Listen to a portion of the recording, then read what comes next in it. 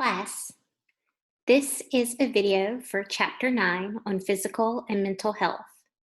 This chapter I split into 4 separate sections. So this is the video for Section 1, where there will be an overview of the concepts of health and a discussion about how sociologists study health. For the entire chapter, you see that there are some learning objectives.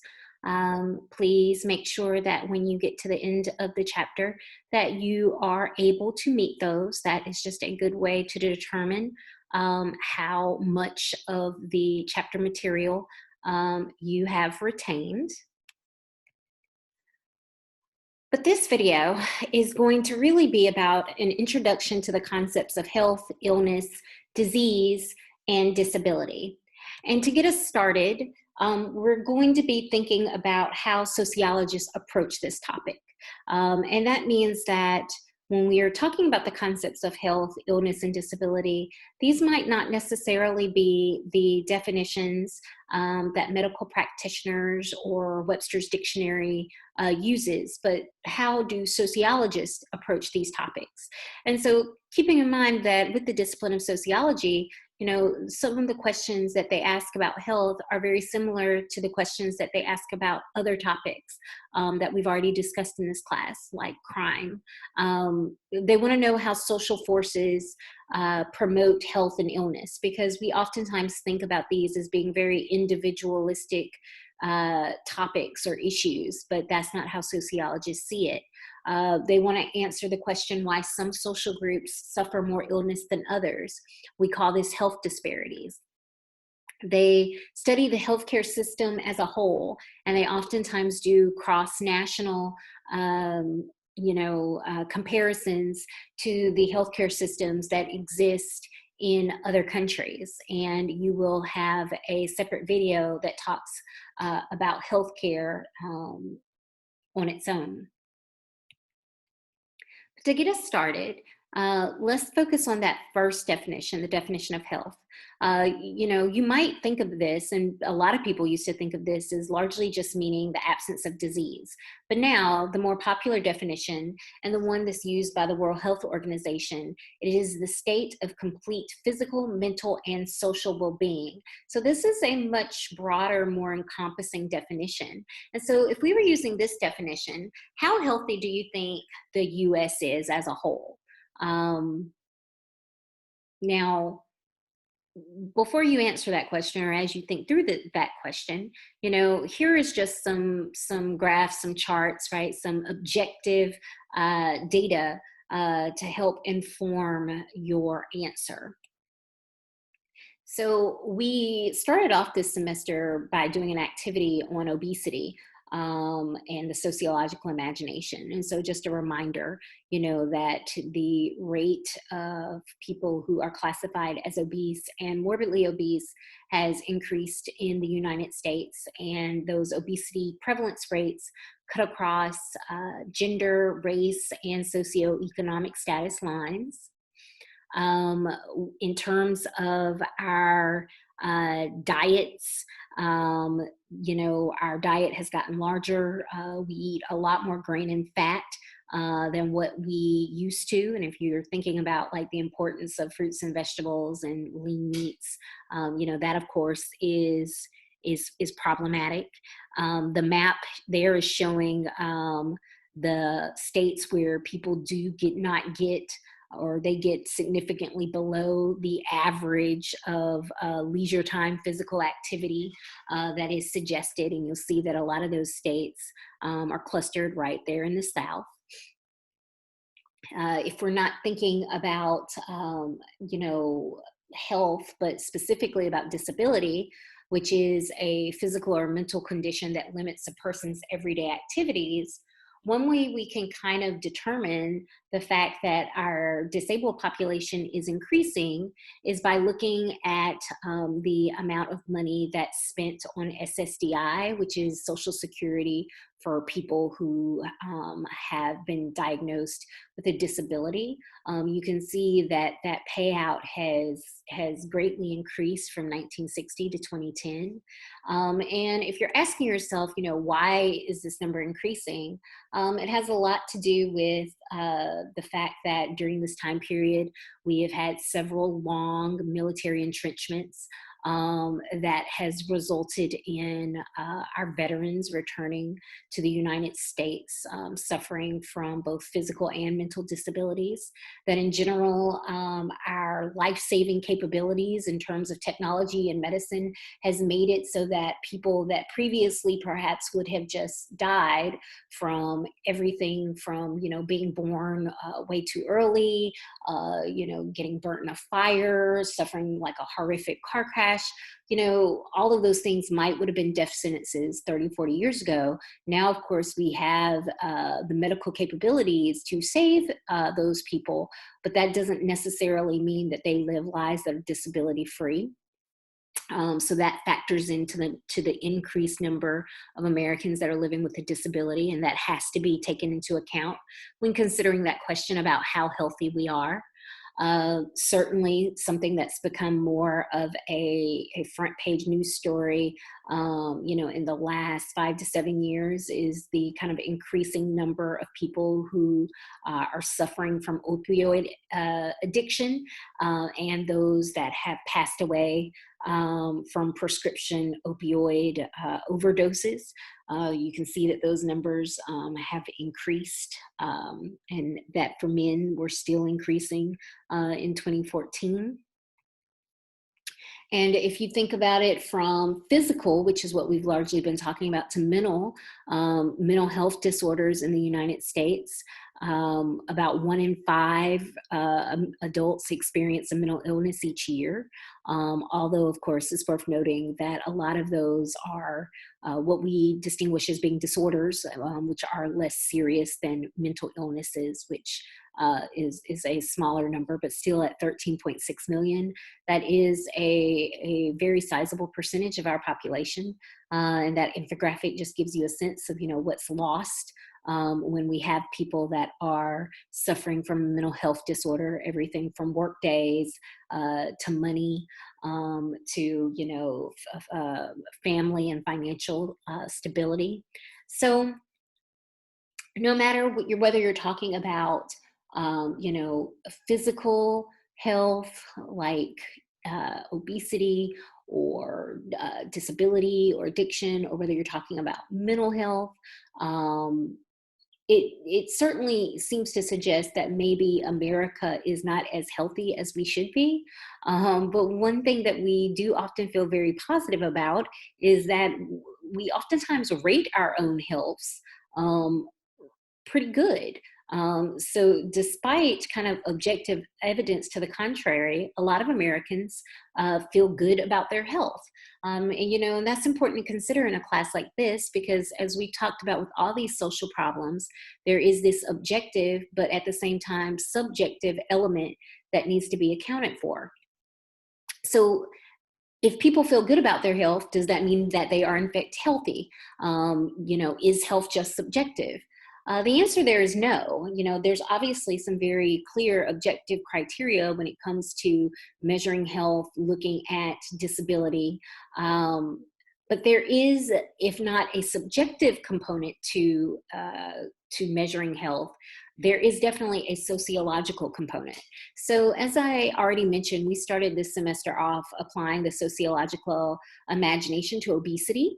If you would just if you have some free time this week, which I'm sure you all have, if you would like to think about how you can apply the sociological imagination to yet another mental health or physical health disorder, you can do this application with ADHD, which of course we know is a psychological disorder in individuals who have difficulty maintaining an attention span. Is oftentimes diagnosed in children and young adults by either their parents or their teachers based on behavioral checklists. And that seems very straightforward and objective until you maybe consider some statistics that suggest that maybe these diagnoses are not always as objective as we might think that they are. So this activity is just asking you to consider, what are some macro level analyses of the data. And macro level analyses of the data, this is the sociological imagination, right? This is the part where you ask what was going on in society that would make some of these factoids true, or that played in or factored into some of these facts, where we clearly see differences in America's consumption of Ritalin compared to other countries. We see distinctions between gender and race for Ritalin diagnoses. There's this interesting fact about children who were too young for their grade being increasingly likely to be diagnosed for Ritalin. And so there, the suggestion isn't necessarily that none of these people could have had objectively ADHD, but it does raise the question of sociologically what maybe was also going on to factor into this. And I like to do this as an activity when we talk about health, because it introduces two important concepts. It introduces the concept that as a society, we can sometimes determine and define health in such a way that things become more or less problematic, or seen as more or less healthy as our societal definitions around health, or our societal interpretations around health shifts and changes. And then I also like to do that activity because this concept of health and how healthy we are, it also is related to who we are. And it goes back to that concept from the objectives of health disparities. The idea that if we start looking at people on the basis of things like race or gender or age or social class, we can see some clear distinctions in their overall state of health. And so we're going to briefly just consider a few of those. So your book talks about the role of race, and specifically they talk about how part of where we see race seeming to play a role in health is in prenatal care. And certainly if you are looking at the maternal mortality rates in America, African-American women are much more likely to die while pregnant or during childbirth than women of other races. And this possibly is related to ongoing stress, lack of access to healthcare, and that the healthcare that they do receive being perhaps tainted by racial bias, which your textbook talks about. Certainly, we see a difference in life expectancies among different racial groups. This just kind of shows you, comparing white men and women, Hispanic men and women, Black men and women, Asian men and women, that there does seem to be some life expectancy differences.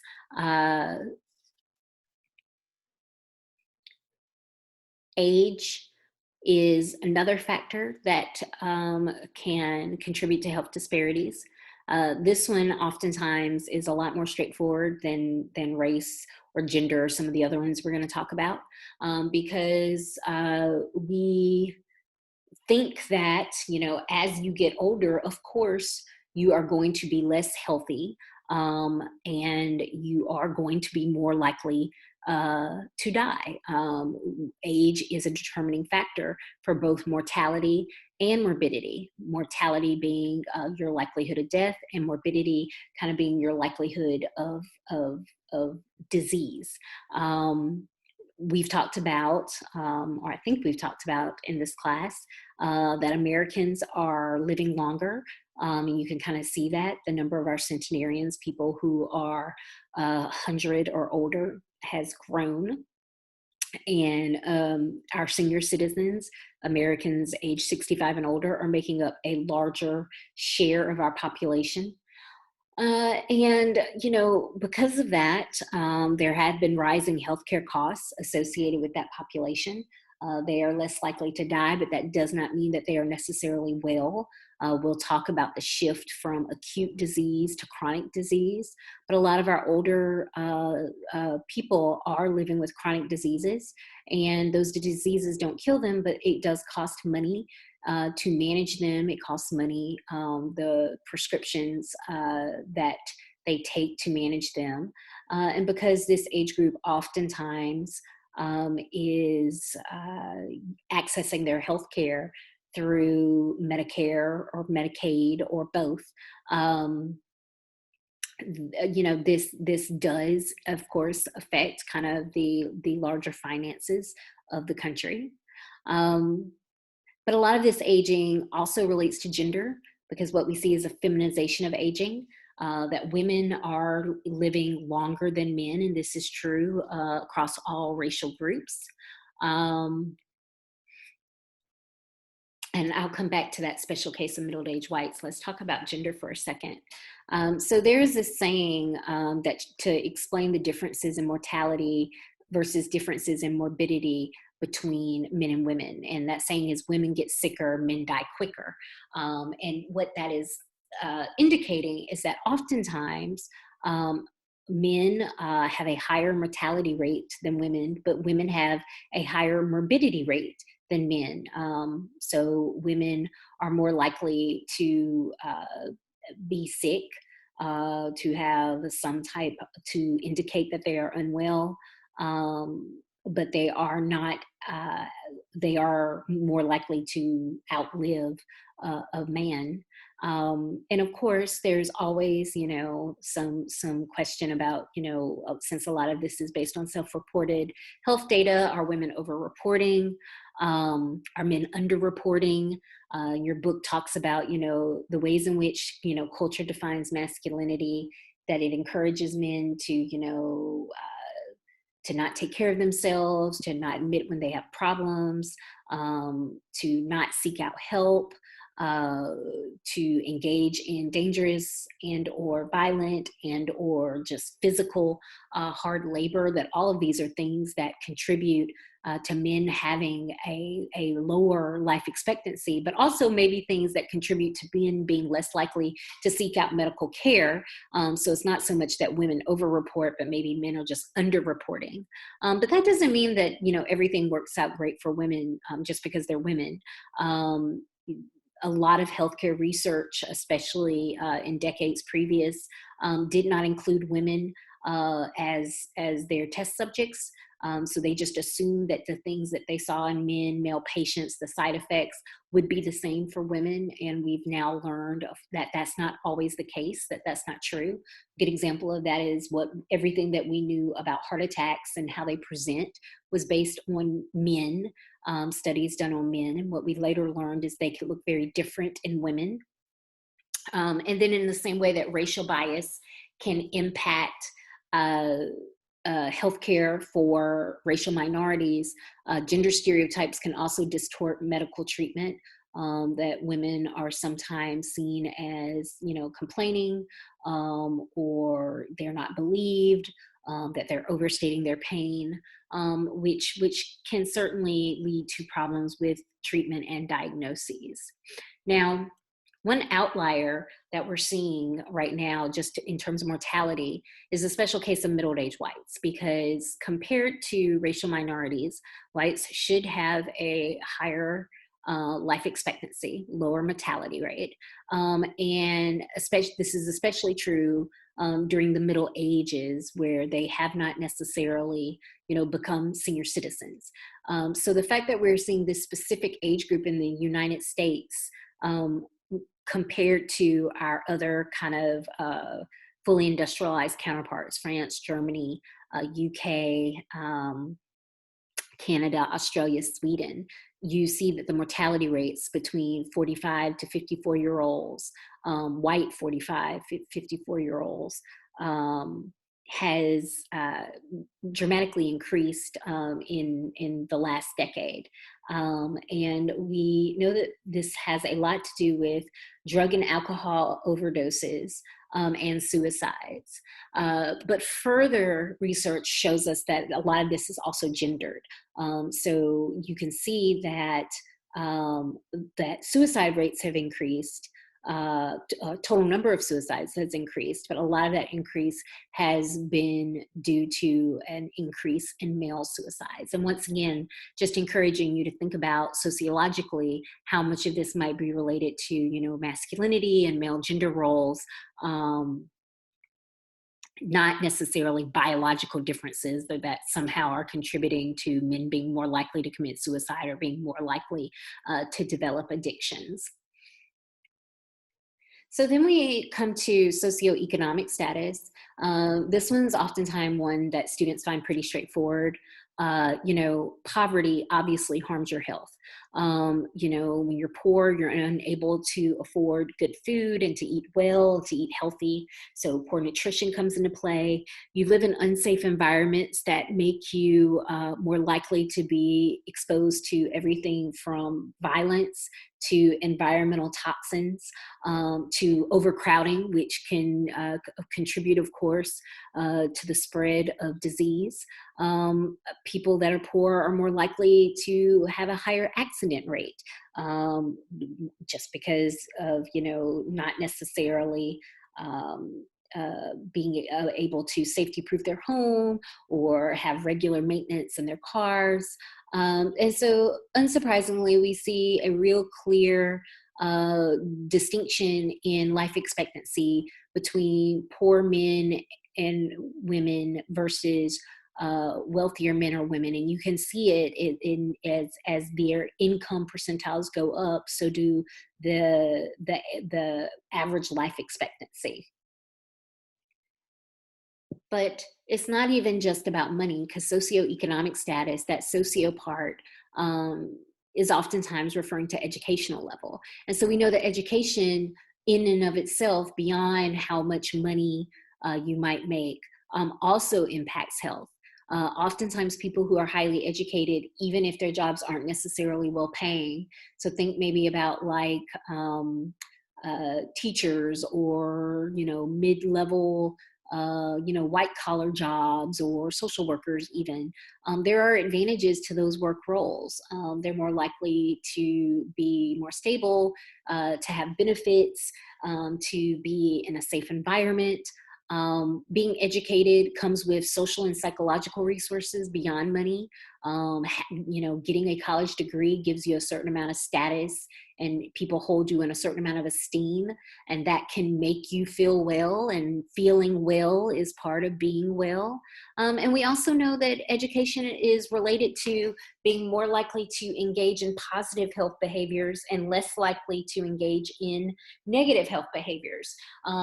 Maybe because of just, you know, the classes that you've taken in regards to, you know, public health or things like that. But a good example of that is, you know, smoking.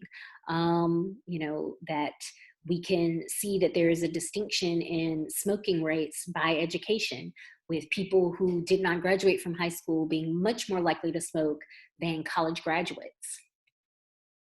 And then the final factor that we'll consider goes beyond kind of individual behavioral risk factors or individual demographic, socio-demographic traits, to the role of communities, so really population health. So if you're poor and you're in a high income community, you will still live longer than poor people in a lower income community. And that's because of the benefits that come from living in an area that has more than just other poor people. Those areas are more likely to be safe. They're less likely to be violent. They are going to have more resources. They're going to have probably healthier eating and dining options and green spaces where you can work out. They're going to have less negative resources. So, you know, they're going to probably have less like liquor stores, and they're not going to have like a trash burning plant in it.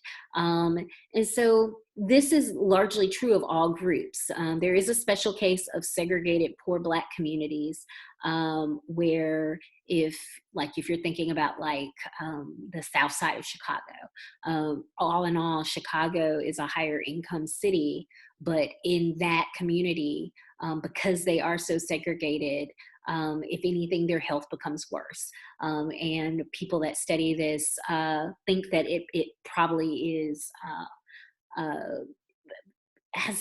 social psychological, right? Being that close to resources, but being cut off from them because of racism and discrimination, being surrounded by people that have so much when you have so little, and you're suffering from economic insecurity, that this in fact makes their health worse. And once again, part of that probably has a lot to do with just increased stress and anxiety and depression and the mental health aspect of that. And this is true even when you're comparing poor segregated Blacks to poor segregated Hispanics.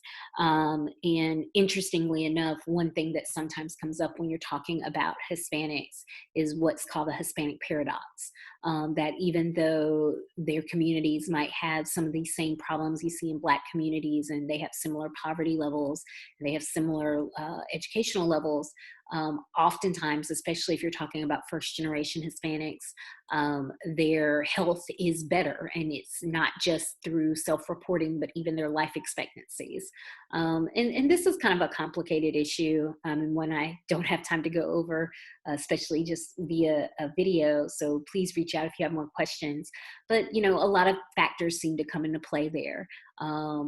Part of it seems to be like the role of community, that they're less likely to feel socially isolated than segregated poor Blacks. Part of it is that especially for immigrants, they bring over some immigrant optimism, just the idea that whatever they are suffering right now is temporary and it will get better. And obviously for African Americans that have been in America for generations, that level of optimism isn't there.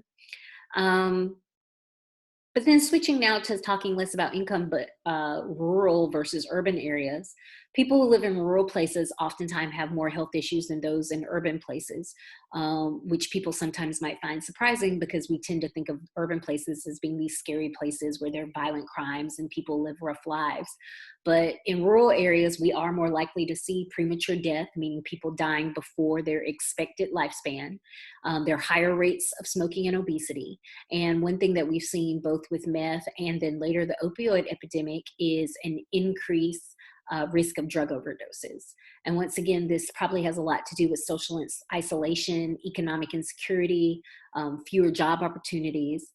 But then it also has to do with social structure, that rural areas are further away from medical facilities, especially facilities that maybe have the capability to offer like life-saving surgeries or operations, as well as being further away from medical facilities might make them less likely to engage in routine care. The kind of second half of this first video is now going to focus on social epidemiology.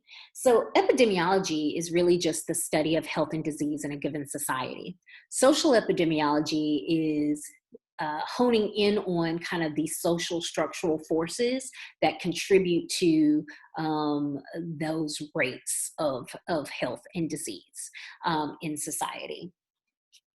So to get us started about talking about social epidemiology, we're going to just kind of go over a bunch of vocabulary. So the first being illness versus disease.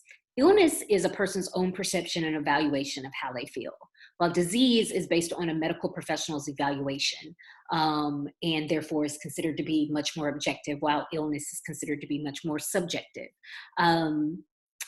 We can talk about disease as it falls along a spectrum between it being acute or chronic.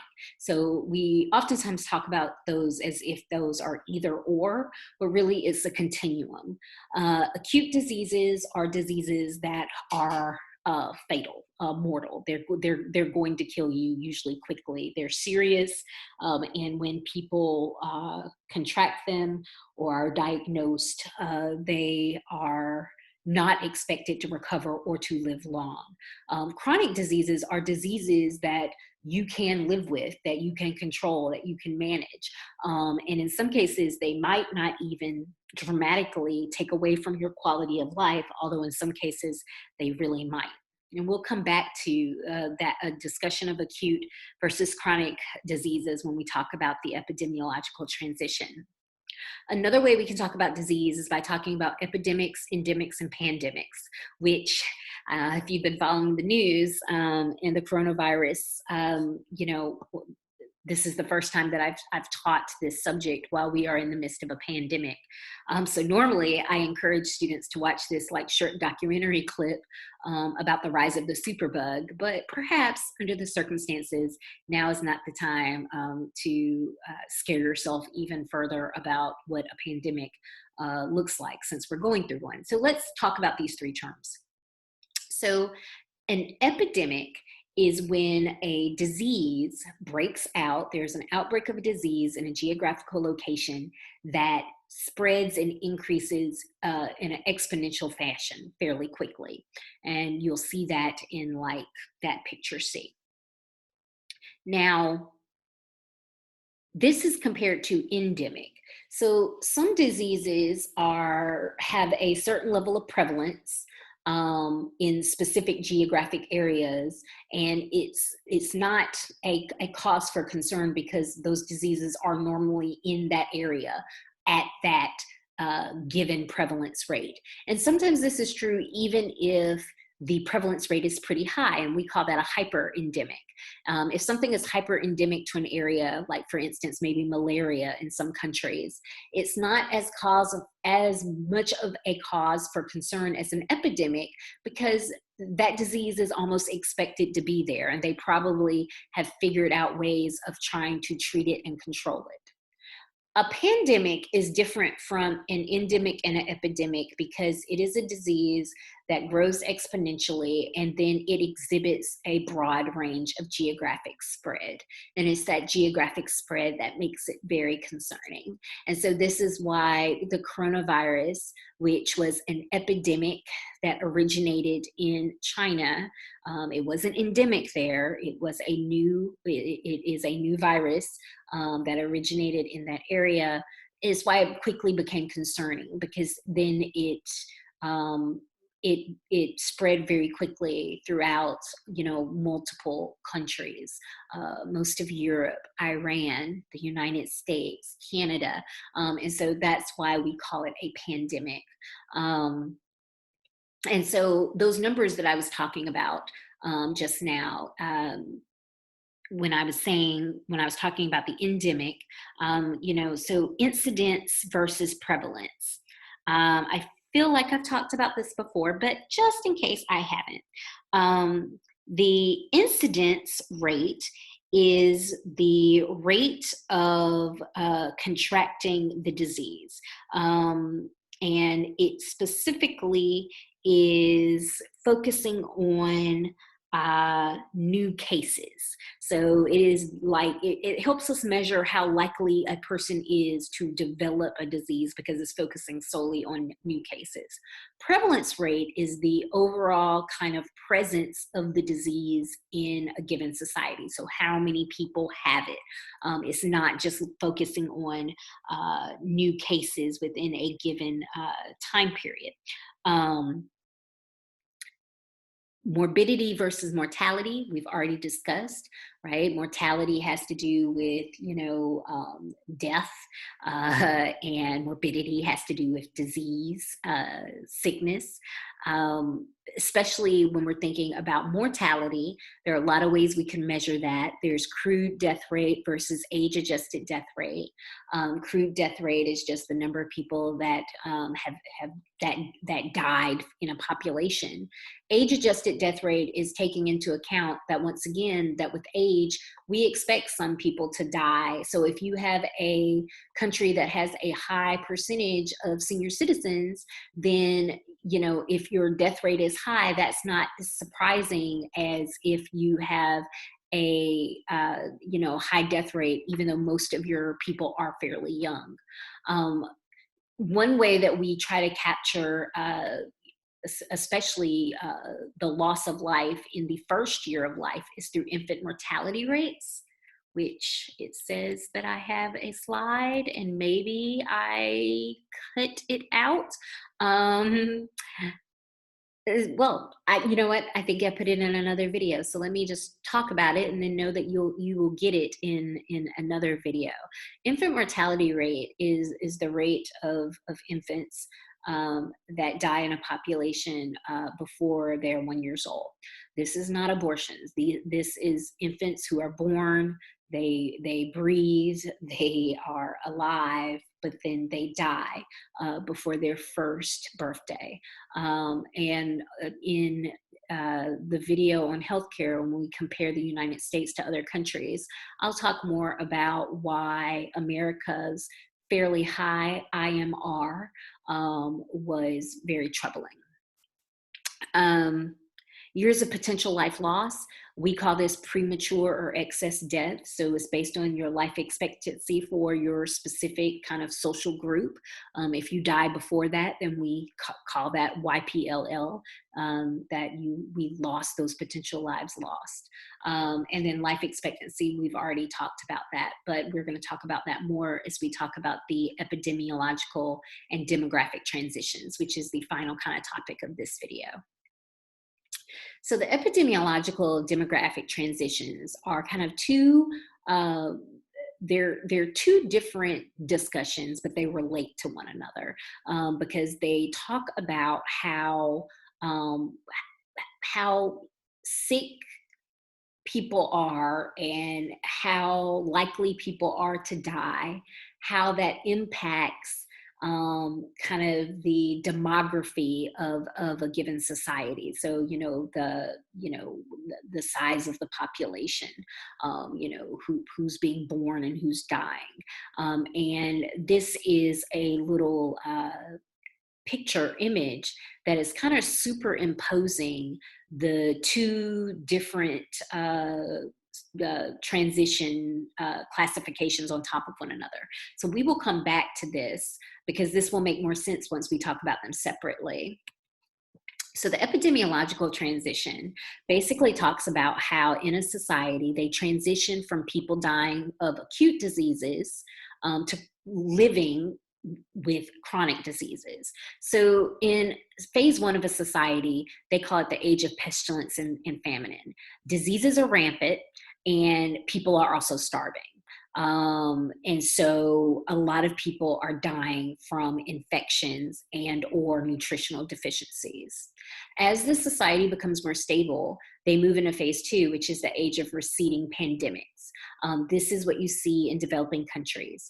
Usually because of improved sanitations and living conditions, infections go down, diets get better, and therefore people live longer. By the time you reach phase three, the age of degenerative and man-made diseases, people are starting to develop diseases that are related to their lifestyle. Addictions, cancers related to smoking, health conditions related to drinking, health conditions related to obesity. And it's called degenerative diseases. This is kind of another term for chronic because it doesn't kill you quickly like an acute disease would, an infection, but instead it kills you slowly and it perhaps takes away from your quality of life. Which brings us to stage four, the age of delayed degenerative diseases. This is where America is and most Western countries. And that's that they are trying to reduce risk behaviors in the population. They're focusing on prevention and getting people to develop healthy behaviors.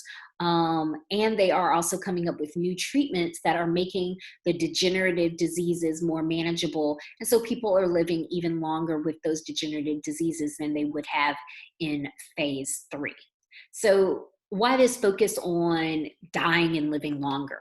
Well, this relates to the other transition classification system, which is the demographic transition. Demography is the study of population change, and there are four ways that a country can change in size. They can change in size through people being born, between people dying, people immigrating into their country, and people immigrating out of their country. So that's really the only four ways that countries can change in size, and demographers study this. And so in the same way that there are four phases in the epidemiological transition, there are four phases in the demographic transition. Phase one is the present transition phase. And this phase is it's largely birth rates are high, but death rates are high. This is a phase where people have really big families, largely because they needed them for farming. They expected the children to die at an early age. Infant mortality rates were very high. Because of disease, because of famine, people also didn't live very long. And so the natural increase was pretty stable, because even though people were dying in large amounts, people were also having a lot of children. Then we get to stage two, the early phase, sometimes called the early expanding. Birth rate is still high, however, death rate is now starting to fall. And so you are seeing a rapid increase in population because people are still having a lot of children, but people aren't dying as quickly. And this is because, as we discussed with the epidemiological transition, they probably have experienced progress in terms of their standard of living. So infectious diseases are being better maintained and controlled. Then we get to stage three, which is late expanding. Birth rate is now beginning to slow, and death rate is also falling, but not as quickly as it was in the phase before. People are realizing that because of improvements in medical care, sanitation, food and water supply, that they don't have to have as many children. Usually in this phase, IMR rate, the infant mortality rate is a lot lower. And as people are living longer, and usually the structure of the economy is now changing, people just don't have as big of families. Then we get to stage four, which is called the post-demographic phase. It's now stable, low birth rate and low death rate. People practice family planning. People are in better health. Acute diseases are less likely. Now it's the degenerative diseases, so they're not dying as quickly. There is a possible fifth stage. It's only been seen in a few countries as of yet, which is why it's not necessarily considered to be a standard phase, and that's declining. And that's when your birth rates are now so low that even though your death rate is low, your rate of replacement is no longer stable. So even though people aren't dying in large numbers, people are having so few children that you are not replacing your population. And this has been seen in a couple of European countries. And so to return to what those two look like when we talk about them together, hopefully as I was talking about it, it made sense to you that how likely people are to die of acute diseases versus chronic diseases impacts the need to have big families, or impacts the likelihood that a child won't survive past the age of 1, or that a person won't live very long. So we oftentimes talk about those two transition classification systems jointly. And just to finally end, obviously in America, we are in the place where, yes, most people are living for longer periods of time, even in the midst of a pandemic. For most of us, that is, you're not going to die of an acute disease. And this just gives you a sense of, how will you die? It kind of explains kind of the top 20 the 20 ways that people die in America. And the first one is heart disease. And then lung cancer and stroke, while those are acute diseases, they are related largely to behavioral risk factors. So that's what's meant by man-made diseases. Alzheimer's and dementia is number 4, and that's another chronic disease.